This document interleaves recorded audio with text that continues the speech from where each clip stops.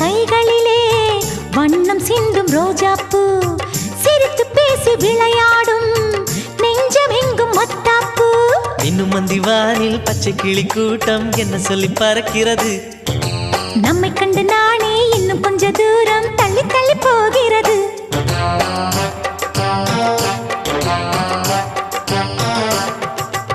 எங்களின் கதை கேட்டு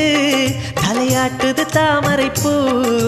மயிலே நாம் ஆடிய கதையை நீ பேசு மல்லிகை பூவே